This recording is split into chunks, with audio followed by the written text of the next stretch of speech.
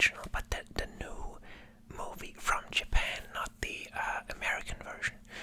Not the big blockbuster version, but the, well, smarter version, it has to be said. I like the blockbuster as well. I like this sort of, it has this vibe of just action figures, sort of an action figure fight. Like if you're a child and you have action figures and you just go wild. I think the American blockbuster sort of nails that vibe, but the Japanese one really is about something. It's really cool. I really like that. It was sort of about the whole Godzilla thing was almost a backdrop. I don't want to say, no, that's not right. A backdrop.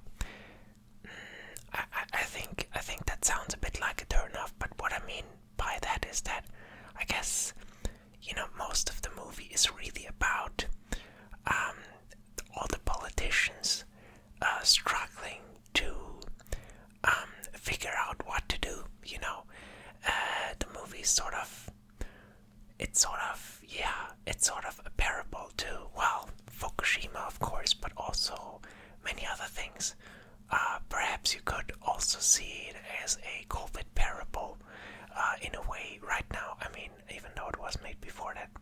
Anyway, it's about disaster happening and our political system reacting to it. And it's a bit scary and a bit funny, actually. It's actually funny. And also tragic, because there are people that want to do things and then all of these things are in their way. And yeah, it's interesting. The movie is very well made. I think they sort of evoke the vibe of the original, like puppeteer sort of look of Godzilla, but make it look really sort of realistic. They have imagery in there that looks like real disaster imagery, and yeah, it's really good. I really liked it. There are some really, it's interesting what they did. Like even with the sound design, they sort of downplayed it and made it sort of distant, which fits the movie well, because the politicians also just, they get the sense of what is happening mostly through the TV, and reporters and stuff like that. I thought that's it. And sometimes the internet, sometimes they are behind what the public already knows on the internet. I thought that was also an interesting angle. Lately I've been in this crazy. I have this sometimes where I'm in the mood for certain, I'm in action movie mood, and then I just watch action movies all day long. Not literally, almost actually, almost. I can't get enough. And right now, I'm in the Asian cinema mood, where I watch, this Godzilla movie, or I watched Shadow, that's the director of, I have it here. That's the director of, that one. I'm sure everyone knows that one, right? That's a really good movie. And that director made a newer movie. I guess it's already, it's also 2019 or something like that it came out. Anyway, it's called Shadow, and it's really amazing. It looks like nothing I've ever. It looks like these sort of ink wash paintings, these Chinese. You know it when you see these black and white, like gray, silver. The movie looks incredible. It looks like it's designed like that, and it's amazing. It's amazing. I'm really impressed by Asian cinema, and that's a broad term. I know that because there's Chinese those are pretty different actually. Thai, I guess, actually Indian, Bollywood sort of would fall into that category, but I mean more the, China, Japan, Thailand, and yeah, that's what I mean when I say Asian. Is that racist? I don't know. But yeah, I'm really impressed by that. By many movies. I encountered really great. Actually, I'd say life-changing ones. Like they really, moved something. I mean, some of them I thought were about me, or, they just, it's crazy how they find you at the right moment. That's why I like falling into this mood, when I feel like I'm in the mood for this sort of stuff. I really let it just, okay, I'm gonna go with it. I watch anime also right now. I watch, don't laugh, I watch Sailor Moon, and that's because I watched that as a little child. And when I was a child, actually my parents wanted to talk me out of watching that show because it was understood to be for girls, and I mean it's mainly targeted for girls, obviously. But I don't know, I thought it was funny, and I was right. It's really funny if you watch it. It's like, I don't know, Sailor Moon constantly, like, I don't know, she's very clumsy and cries a lot, and it's kind of funny.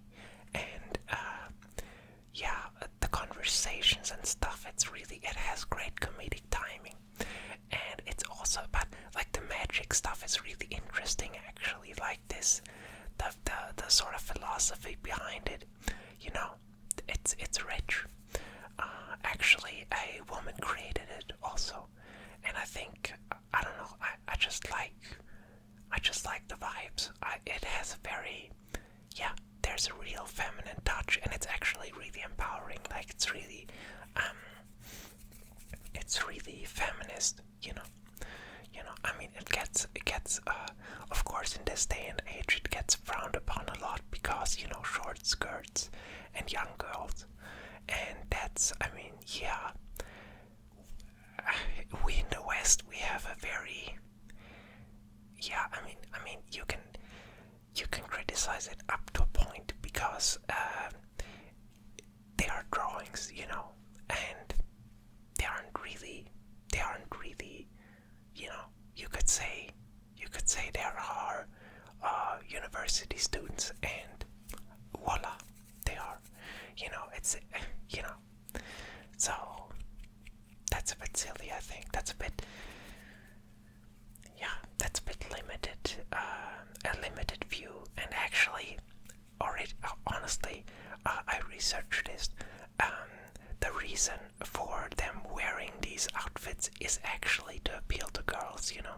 It might look like that's, to appeal to a,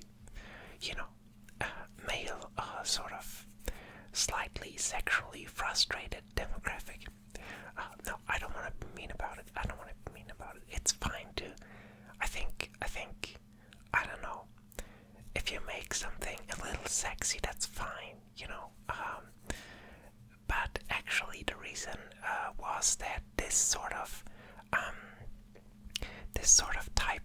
these type of clothes were very new in this sort of day and age when the show aired in Japan, and it was another reason to appeal to girls, that was just like the hype was around those clothes, and yeah, you can have a discussion about if that is so healthy, if marketing these sort of clothes to young girls is a good idea, and I don't think it is.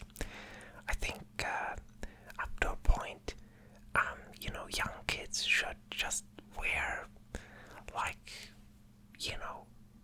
I don't know, normal stuff. I don't know. Is that a bit too, I don't know, maybe I'm limited in my understanding right now,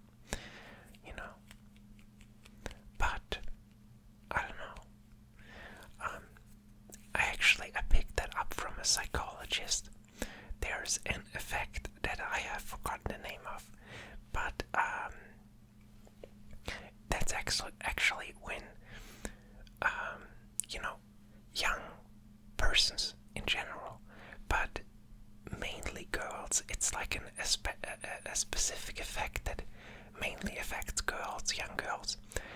They imitate their surroundings really well, and they observe that when they have like older siblings,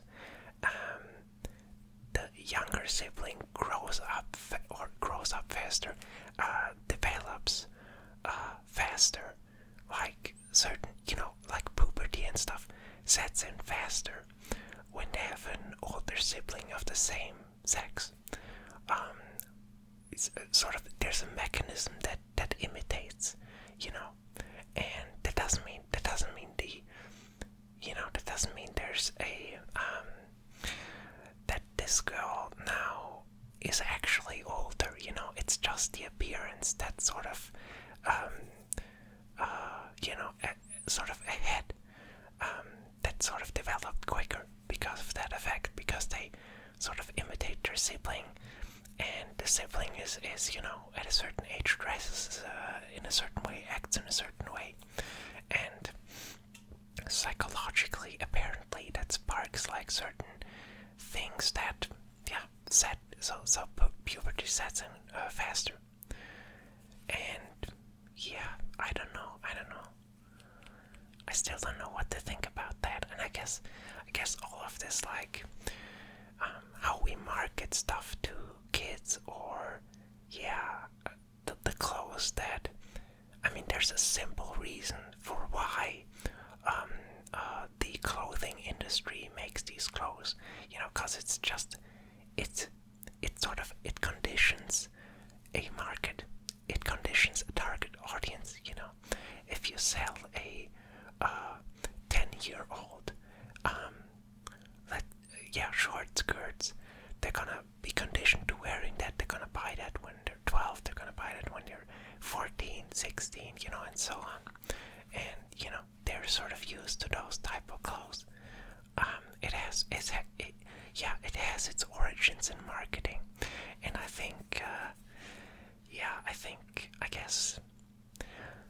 I guess culture takes care of it, right? In a certain way, it just gets digested, and we don't think about it that much anymore, but it was a huge deal back then, a certain skirt shortness was scandalous, and today it's sort of, I guess there's still things that are true. I remember back in school, around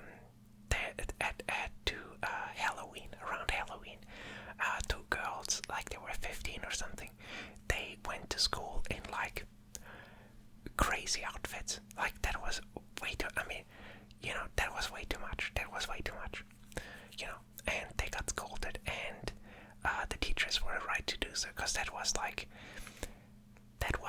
what they got imprinted, what they should look like at Halloween, and I don't need to paint a picture. It was just, like cheap, really cheap. And of course the boys liked it and stuff, but not really. I think they were confused. I think they were actually confused. And the girls as well, you could see that they aren't really comfortable. They weren't comfortable in those clothes, But it sort of was what they, an image that got imprinted. And now they acted it out. And it was too much, it was silly. They looked silly.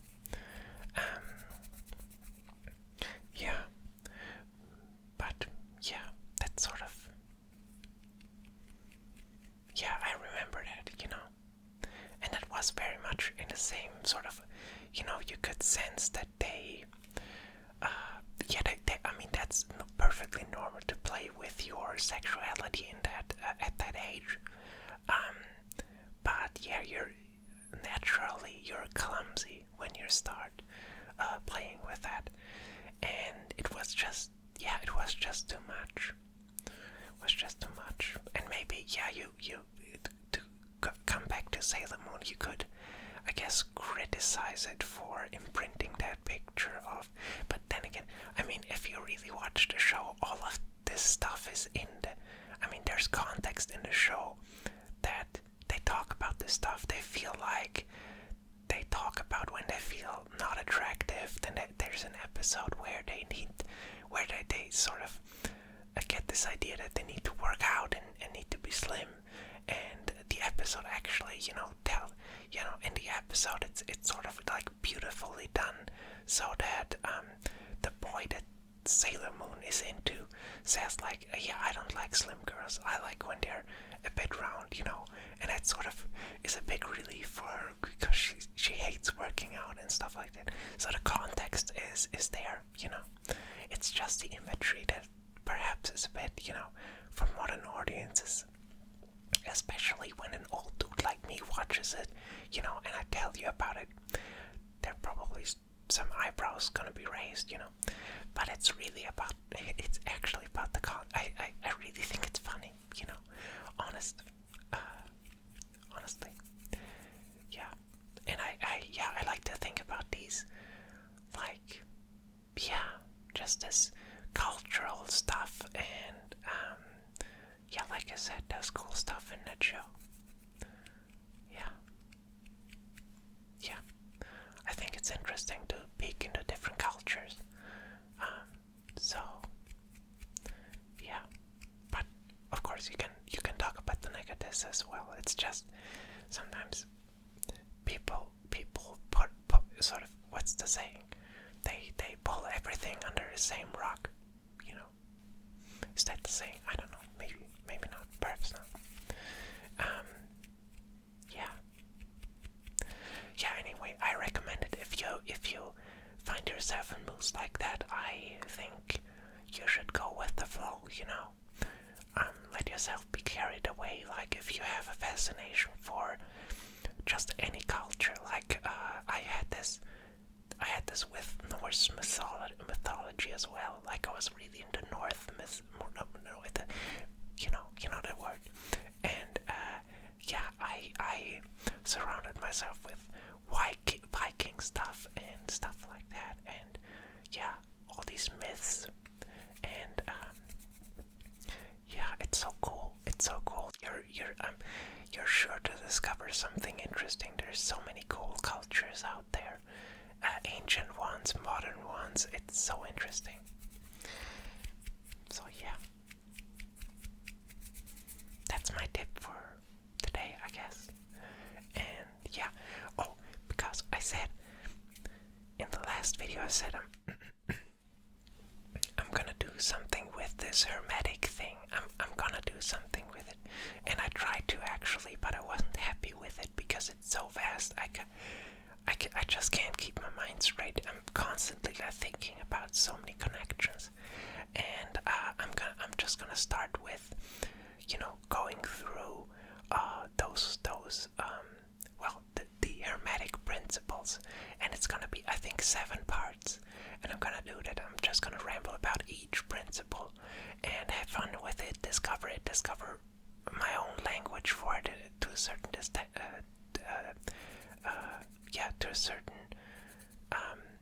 extent, and we're gonna talk about that, and it's gonna be fun because it's really, I love it. I think it's amazing. I love to meditate on this stuff, think about this stuff.